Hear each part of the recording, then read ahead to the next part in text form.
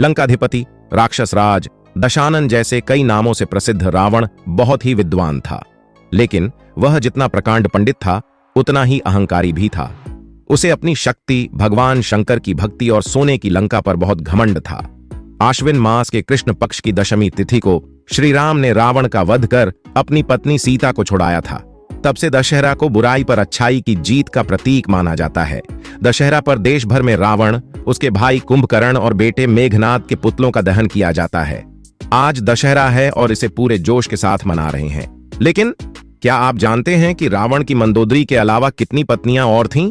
रावण वध के बाद मंदोदरी का क्या हुआ? रावण के पूरे परिवार में सिर्फ 2 लोग सीता के अपहरण और राम से युद्ध के खिलाफ थे। उनमें एक भाई विभीषण और दूसरी पत्नी मंदोदरी थीं। दोनों रावण को लगातार समझाते रहे कि सीता को सम्मान पूर्वक राम को लौटा दो और युद्ध को टाल दो, लेकिन लंकाधिपति नहीं माने। फिर युद्ध हुआ और राम ने रावण का वध कर दिया।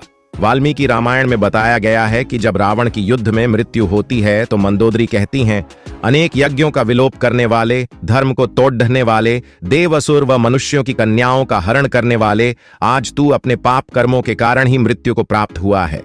रावण के वध के बाद राम ने लंका का राजपाट रावण के छोटे भाई विभीषण को सौंप दिया।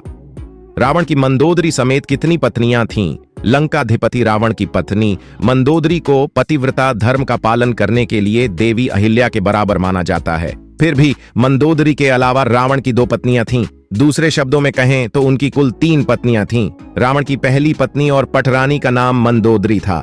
मंदोदरी राक्षस राज मयासुर की बेटी थीं। रावण की दूसरी पत्नी का नाम धन्य मालिनी था। तीसरी पत्नी के बारे में कहा जाता है कि रावण ने उसकी हत्या कर दी थी।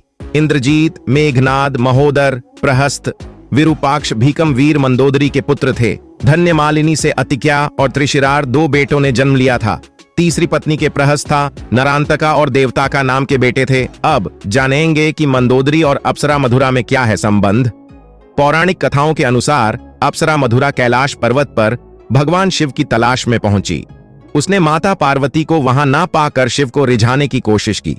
जब पार्वती वहां पहुंची तो उन्होंने क्रोधित होकर मधुरा को 12 साल तक मेंढक बने रहने और कुएं में रहने का शाप दिया। इसी समय कैलाश पर असुरराज मायासुर अपनी पत्नी के साथ बेटी की कामना लिए तपस्या कर रहे थे। दोनों ने 12 वर्ष तप किया। इसी समय मधुरा के शाप का अंत हुआ तो वह कुएं में रोने लगी। असुरराज और उनकी पत्नी उसी कुएं के नजदीक तपस्या कर रहे थे। जब दोनों ने मधुरा के रोने की आवाज सुनी तो असुरराज ने तपस्या छोड़कर उसे बाहर निकाला। पूरी सुनने के बाद दोनों ने मधुरा को ही अपनी बेटी मान लिया। फिर उन्होंने मधुरा का नाम बदलकर मंदोदरी कर दिया। अब जानते हैं कि मंदोदरी का रावण से कैसे हुआ। विवाह असुर राज मायासुर के महल में मंदोदरी को राजकुमारी का जीवन मिला। इसी बीच एक दिन रावण मायासुर से मिलने महल पहुंचा। उसने मंदोदरी को देखा और मोहित हो गया। उसने मायासुर से मंदोदरी का हाथ मांगा। मायासुर ने उसका प्रस्ताव ठुकरा दिया तो क्रोधित रावण ने मंदोदरी का अपहरण कर लिया। दोनों राज्यों में युद्ध की स्थिति बन गई, लेकिन मंदोदरी जानती थी कि रावण उसके पिता से ज्यादा शक्तिशाली है। इसीलिए मंदोदरी ने रावण के साथ रहना स्वीकार कर लिया। इसके बाद रावण ने मंदोदरी से विधि विधान से विवाह किया और उन्हें अपनी पटरानी बनाया। वह रावण की पहली पत्नी थीं। अब जानेंगे कि रावण वध के बाद मंदोदरी का क्या हुआ। रावण की मृत्यु के बाद भगवान राम ने मंदोदरी और विभीषण के विवाह का प्रस्ताव रखा। मंदोदरी ने इस प्रस्ताव को मानने से इनकार कर दिया। इसके बाद एक बार भगवान राम सीता और हनुमान के साथ मंदोदरी को समझाने गए।